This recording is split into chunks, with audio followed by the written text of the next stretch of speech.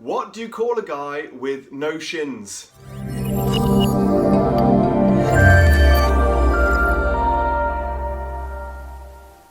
Tony! Hi, my name is Rob Spence, the Managing Director of Paragon Sales Solutions. I'm a sales trainer, sales coach, owner of the best telemarketing agency in the world, according to my mum.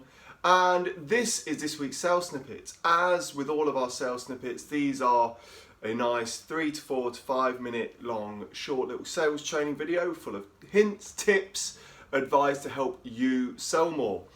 In this week's sales snippet, I want to talk to you about humour and how using humour in sales can really benefit you and can help you convert more. So obviously, excusing the really badly cheesy yet amazingly funny joke at the start of this, everyone loves to have a smile on their face, right? Everyone loves to laugh and enjoy a good conversation, and that's where a sense of humour comes into play. I don't know about you, but I converse with so many people whom at times it's like talking to a cactus, and I have spoken to a cactus before, and that is the damn truth. And they feel that in the business world, because they come from corporate or whatever it is, or they just want to be sensible all the time, and they can't even smile. And in a sales situation, that can be awfully boring. And there's 3 reasons why you should use humour more in your sales process and in your business. Number 1 is it's going to help you to lower the defences of your potential customer. If you're conversing with someone, if you're having a conversation, if you're trying to pitch to someone, of course that buyer, if we call them a buyer in this instance, their guards are going to be up. Why? Because they need to develop a sense of trust with you before they want to buy from you. And humour is a great way to lower those defences. Sure, that sounds quite manipulative to a degree. However, we all know that in sales, we all buy from people whom we love, and relationships go way further than any kind of closing manipulative tactic you ever want to use. So by using humour, you're going to find your prospect or your buyer on the same level as you. And if you can help them to make them smile, if you can make them laugh, then you're going to lower those defensive, lower those guards. It doesn't mean you can pounce on them and sell to them whatever you want.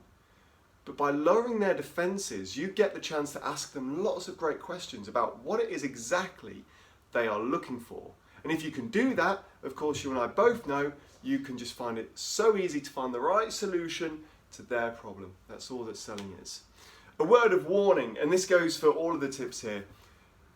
Know your audience when it comes to telling jokes. Of course, stay away from any racist, sexist, or derogatory jokes, or jokes about politics, or jokes that could offend anyone, which is quite tough. My fallback is, if you're really struggling, take fun out of yourself, or poke fun out of yourself is what I should say. You know you're better than anyone, and you can handle it. Take the mick out of yourself. Use yourself as the fall guy, so to speak, or the fall girl. Don't ever say a joke that's going to be a bit controversial, because unfortunately that could help you lose the sale.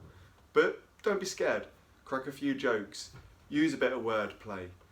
Make everything as light-hearted and humorous as possible. Another reason why this can really benefit your sales process is when you use humour within your sales team. Working in sales can be really stressful, and if you've got a sales team who are just operating under stress, they're not going to be performing at their best, they're going to have days off, they're not going to want to operate at their fullest. A bit of humour goes a long way. I'm not saying you have to go full on David Brent and whip your guitar out and start singing Kumbaya or anything like that. But if you can have a light-hearted approach within your team, you'll see your sales skyrocket. And thirdly, on the kind of back end of that is the same for yourself. As I said before, sales is really stressful, and it can be really soul destroying if you're facing rejection after rejection, and if you're struggling to make sales that month, or you're under target or whatever.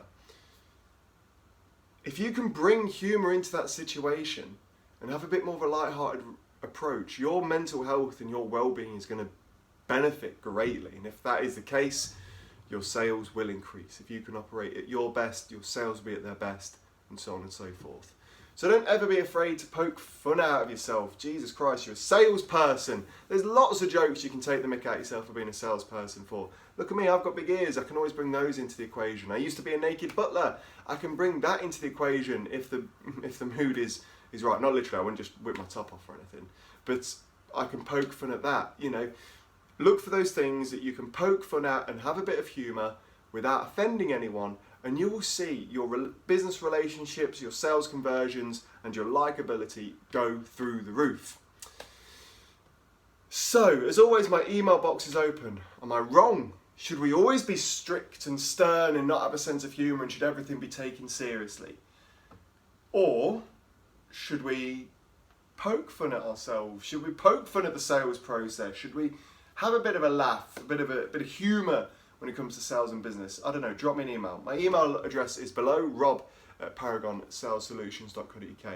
As always, please do like, subscribe, share, do whatever you can to help these videos go as far and wide as possible. Your love and you watching this video really helps Paragon, helps I, and helps the whole team. And I'm hoping and I'm sure they help you too. Thank you so much for watching this week's Sales Snippet, and until next week, all the best.